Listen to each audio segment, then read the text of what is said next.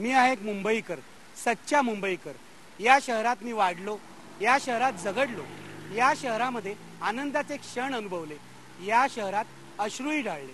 माझ्याप्रमाणे असंख्य मुंबईकरांनी या शहरावर प्रेम केलंय।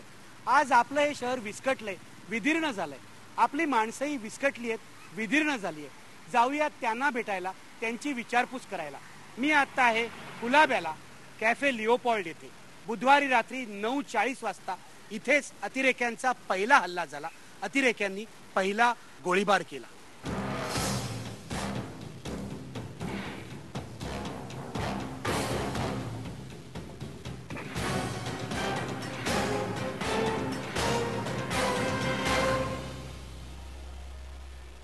आपल्या बरोबर आहेत कॅफे लिओपोल्ड मधल्या घटनेचे आणखीन एक साक्षीदार अमित आगरकर। नागपूरचे आहेत ते ज्या वेळेला हा गोळीबार झाला इथे समोरच ऑलिम्पिया जे कॉफी हाऊस आहे तिथे जेवत होते।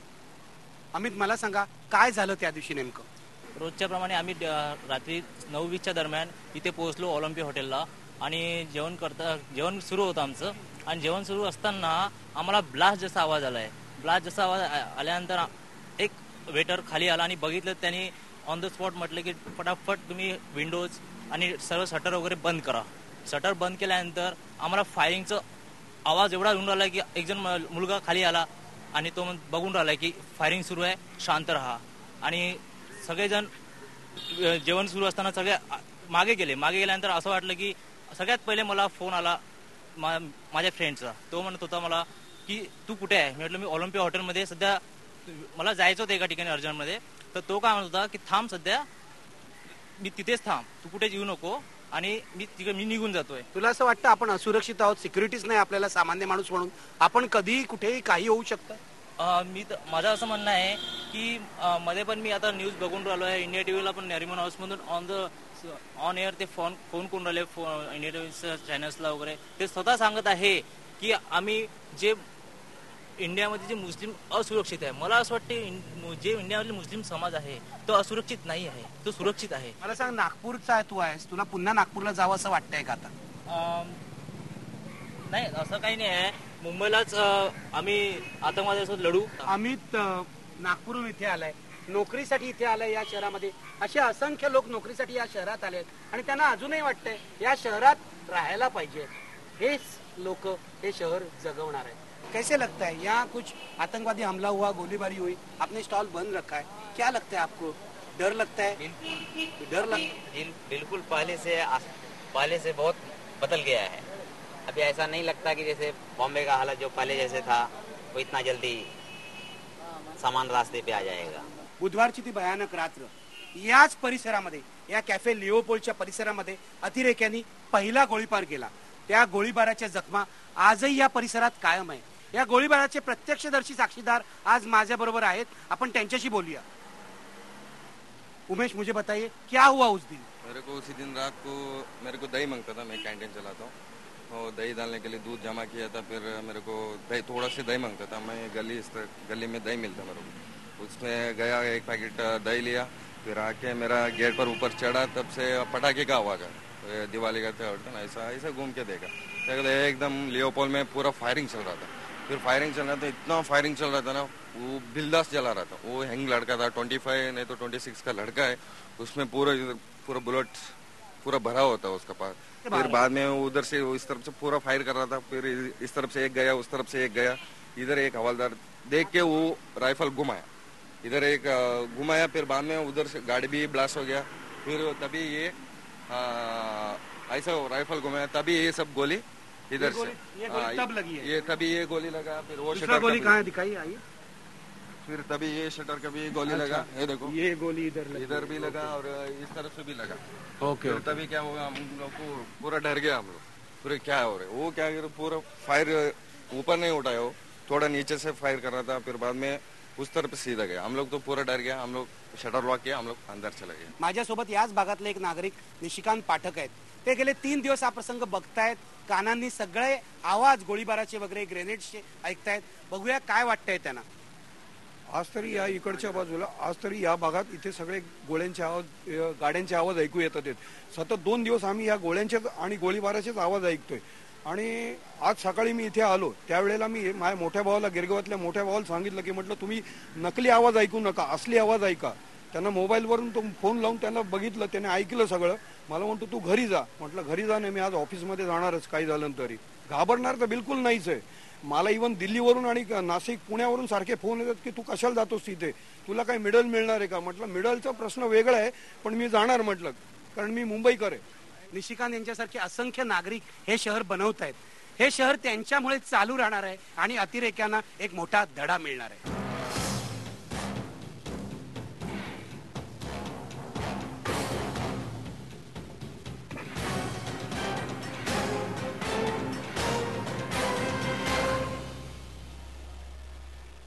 हा लिओपॉल्ड कॅफे 1871चा आहे. अनेक पिढ्यांनी इथे बसून चहा प्यायला, बिअर प्यायली, मजा केली, गप्पा केल्या, अनेक आठवणी शेअर केल्या. माझ्याबरोबर काही मुलं आहेत, याच भागातली पोलीस कॉलनीत राहणारी. या लिओपॉल्ड कॅफेमध्ये त्यांनी अनेक क्षण घालवले आहेत. बघूया काय म्हणतायत ते.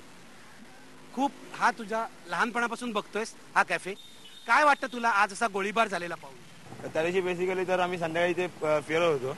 2 मिनिटं मला असं वाटलं की कोणतरी फटाके फोडतोय म्हणून. तर ते फटाके फोडत होतं, एक माणूस वेड्यावर का काहीतरी अंधारून फायरिंग करत होता वगैरे हे ते. तर त्याला बघून आम्ही म्हणजे थोडंसं घाबरूनच या पोलीस चौकीजवळ उभं राहिलो.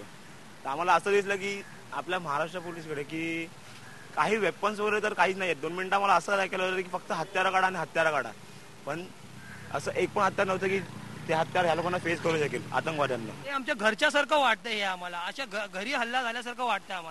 आम्हाला काय प्रोटेक्शनच नाहीये. या इथे आम्ही राहून आम्हाला काहीच प्रोटेक्शन मिळालेलं नाही जास्तीत जास्त करून. तुम्ही दोघंही पोलीस कॉलनीत राहता. मला दोघं सांगा, वेगवेगळं सांगा की हे असे पोलीस लढतायत, तुम्ही म्हणताय त्यांच्याकडे वेपन्स नाहीयेत, तुम्हाला पोलिसांची मुलं म्हणून काय वाटतंय? काय त्यांना काय हेच नाहीये हो पोलिसांना. आम्ही आता ज्यावेळेला हे करतो ना, सुरक्षा नाहीये त्यांना. आता आम्ही 2 पोलीसवाले बघितले, त्या रात्री आम्ही 2 पोलीसवाले बघितले. त्यांच्याकडे ना वेपन आहे काय ना, त्यांच्याकडे काठी वगैरे काहीच नाहीये. ते बिंदास फक्त फिरतात. कधी त्यांना त्यांच्या जीवाला काय ते बोलतात की हा आम्हाला लागलं तर आम्ही मरणार, दुसरं काय नाही, किंवा पळू शकतो. पण पळून कुठे पळणार? त्यांच्याकडे वेपन आहे काय, कुठे पळणार? आणि एवढा सगळा गोळीबार झाला, एवढं सगळं या कॅफेमध्ये तुम्ही बसलायत अनेक वेळेला, इथे क्रिकेट खेळलाय आणि एवढं सगळं होऊन तुम्ही घाबरलेलं नाही आहात, याचं कारण काय आहे? ही हिंमत कुठून आली तुमच्यामध्ये? तर आमचे वडील खंबीरसारखे उभे राहतात अशा वेळेला, तर आम्हाला पण राहावंच लागतं. मी आता ताज हॉटेल जवळ आहे. 56 तास उलटले तरी अजूनही इथलं युद्ध, इथली धुमश्चक्री संपलेली नाही. आतून स्फोटांचे आवाज येत आहेत, धूर बाहेर निघतोय.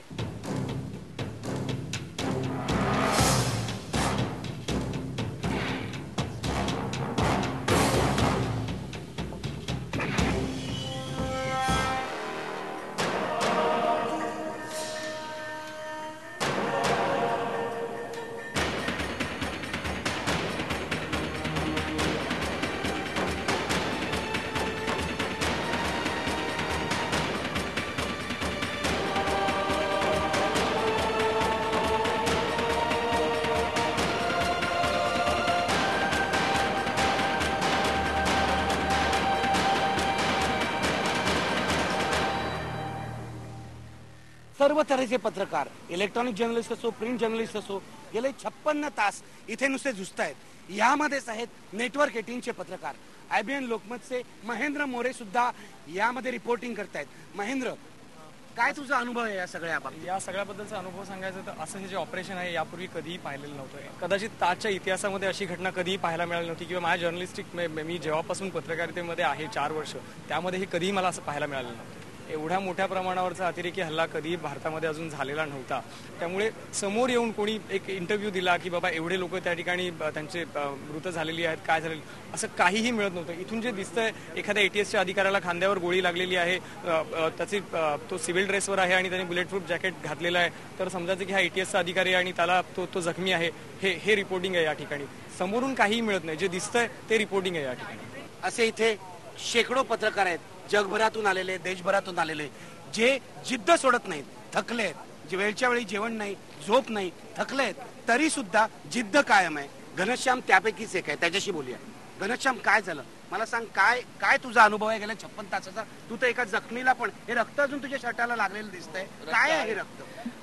एका व्यक्तीला समोर उभा असताना सिव्हिलियन्स होता, त्याला ग्रॅनाइटचा तुकडा लागला आणि जेणेकरून त्याच्या पाठीत लागला. तो गंभीर जखमी नव्हता, परंतु तो व्यवस्थित होता असा तो आढळत होता. तरी मीडियाने बऱ्याच वेळेस त्याचे चित्रीकरण करण्याचा प्रयत्न केला. अशा परिस्थितीत आम्ही त्याला अँब्युलन्स मध्ये टाकलं आणि तो सुरक्षित हॉस्पिटलमध्ये पोहोचला.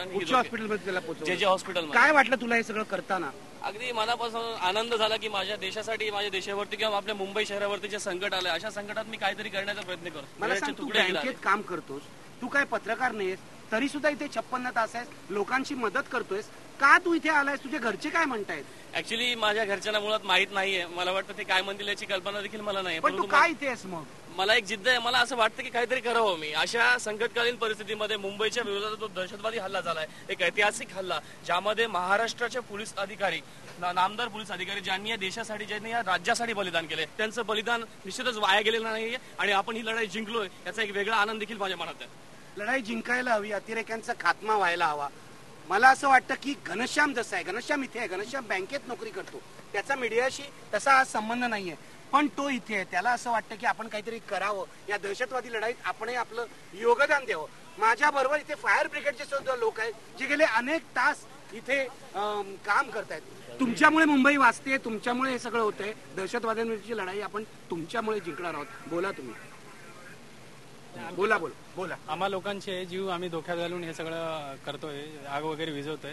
प्रत्येक ठिकाणी जेवढ्या आगी लागलेल्या आहेत तेवढं कव्हर करण्याचा प्रयत्न आम्ही करतो. आम्ही वास्तविक, मला सांगा, आग घुसताना, आग विझवताना, इथे जवळ जाताना, जवळ जाऊन फायर ब्रिगेड वाले पाणी मारतात, बरोबर, भीती नाही वाटत तुम्हाला? भीती वाटते साहेब, पण आमचं काम आहे ते. आणि मुंबईसाठी, मुंबई काय शेवटी आमचं जीव आहे, हृदय आहे ते आमचं. हे बरोबर आहे. तुम्ही काय म्हणताय? सर, आम्हाला फायर ब्रिगेड म्हणजे आमचा ग्रुप एक कॅज्युअलिटी काढण्यासाठी गेला आणि आम्ही अक्षरशः 5-6 कॅज्युअलिटी काढल्या त्याच्यामध्ये. म्हणजे आणि आता आम्ही पेपर असतो की त्या तरीकेने त्या कॅज्युअलिटी खाली बॉम्ब ठेवलेली, पण आम्हाला त्यावेळेला काहीच कल्पना होती. यासाठी आम्ही असं एक प्रशासनाला किंवा असं सांगू इच्छितो की आम्हालाही काहीतरी जखमी अक्षरशः उचलल्या आणि बॉम्ब होते, तुम्हाला आम्हाला काही नाही माहिती. आणि अशा वेळेला आम्हाला असं इच्छा वाटते की आता आम्हालाही काहीतरी असं म्हणजे ट्रेनिंग द्यावं की त्या बॉम्बचं म्हणा किंवा गनचं म्हणा, की ह्या वेळेला तरी आम्हाला ते उपयोगी येईल किंवा काहीतरी आम्ही त्यासाठी करू, प्रिकॉशन घेऊ आधी काहीतरी. ते आता आम्हाला काहीच कल्पना नव्हती. नंतर पेपर वाचला तेव्हा समजलं. तुमचं नाव काय मला सांगा? मी BR तामणेकर, बाबुराव रमाकांत ताम. आता आम्ही 24 तास आहे आणि याच्या पुढे पण आम्ही आमच्या ऑफिसर लोकांना सांगितलंय की आमची ड्युट्या रजा कॅन्सल करा किंवा आम्हाला ह्याच्याबद्दल काही बेनिफिट नको आणि आम्ही कायम इथे राहू, असं आधीच सांगितलं. जवानांनी पण म्हणजे चांगला रिस्पॉन्स दिला. ते म्हटलं खरोखर जो फायर ब्रिगेड के जो बंदे है बहुत बढ़िया काम कर रहे हैं हमारे से, कारण त्यांच्याकडे बुलेट प्रूफ जॅकेट्स आहेत, त्यांच्याकडे AK-47 आहेत आणि आम्ही असं एकदम टोटली एकदम ओपन असून देखील आम्ही तिथे जातो, तिथे कामं करतोय. त्यामुळे आम्हाला त्यांची पण शाबासकी मिळते आणि ते समाधान मनाला वाटतंय. या सगळ्या माणसांमुळे मुंबई शहर जिवंत आहे. पण माझ्या बरोबर माझा एक सहकारी आहे, संदीप मोरे.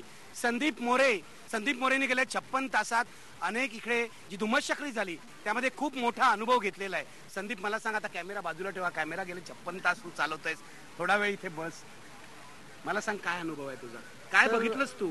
ज्या वेळेला आम्ही इकडे आलो ना त्यावेळेला ब्लास्ट एकदम जोरात सुरू होता आणि जेव्हा त्यांनी 3 रॉकेट लॉन्चर जेव्हा खाली टाकले तेव्हा आम्ही या बाजूला होतो, मी आणि माझा रिपोर्टर विनोद तळेकर या बाजूला होता. मी विनोद तळेकरला सांगितलं की आपण आपलं लोकेशन सोडून जायचं नाही, म्हणजे अलर्ट जास्त व्हायचो की कुठेतरी शॉट मिळेल आम्हाला.